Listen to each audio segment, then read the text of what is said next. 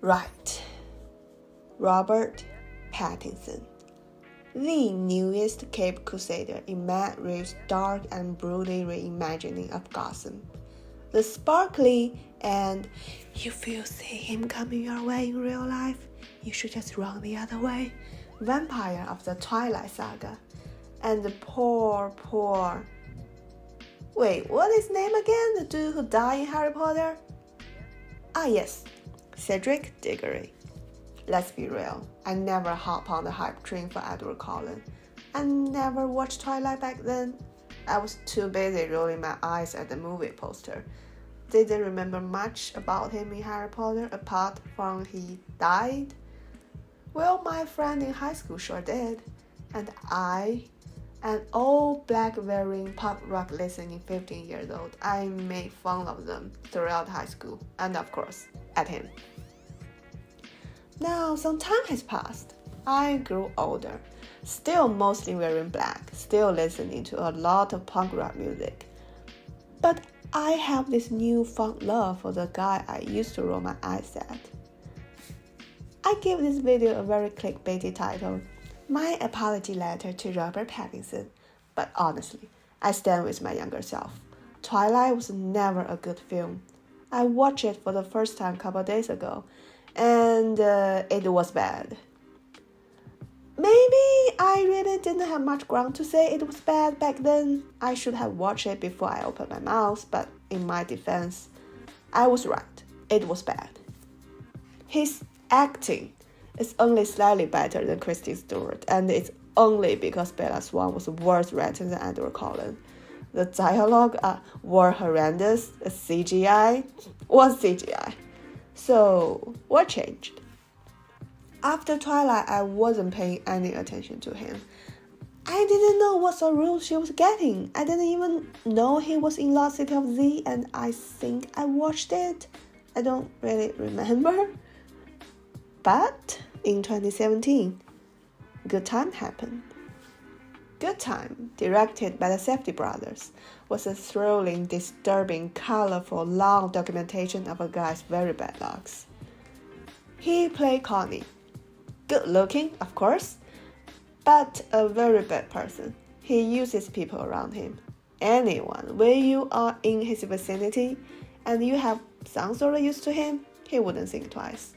There was this one scene, I was so shocked by it, I have to pause the movie just to check how old was the actress. Connie, as Robert Pattinson portrayed him, quite believably, I have to say, scum of this fucking earth. He was not doing the right thing. Every step he takes is the wrong one. Pulling his mentally handicapped brother out of therapy. Dragging his mentally handicapped brother into bank robbery. Getting his mentally handicapped brother into jail. No, Connie did not know what is good for his brother. He thinks he did, but nah. But is Connie completely evil? Maybe also no. He truly worried for his brother. He tried everything in his power to get his brother out of jail, which include kissing someone underage. Don't do that, please don't do that. After watching Good Time, I was so impressed, not only by his performance, the layered, full of nuanced performance, but most importantly, the bold move to actually be a part of this movie. Stars comes and stars they goes. How many people hit the jackpot by playing a certain type of characters and they just keep on repeating themselves? Are they afraid to step out their comfort zone or they just can't? This is why I can't hate on him no more. Back in 2017, before Good Time, he was not exactly unemployed. He worked with David Cronenberg twice. He acted alongside Uma Thurman. So why he worked with the Safdie brothers? Good Time was only their second major film.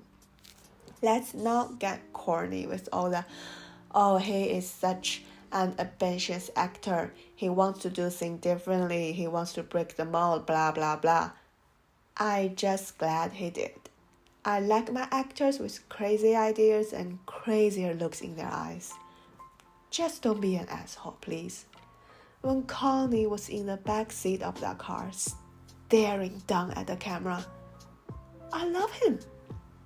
I love Connie Nicholas, the scum of this fucking earth.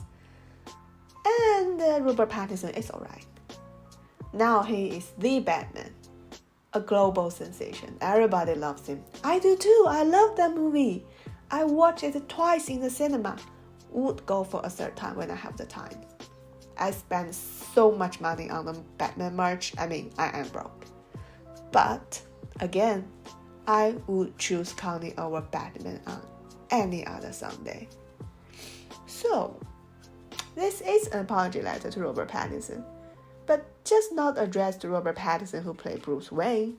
This apology letter is addressed to Robert Pattinson who played Connie in Good Times.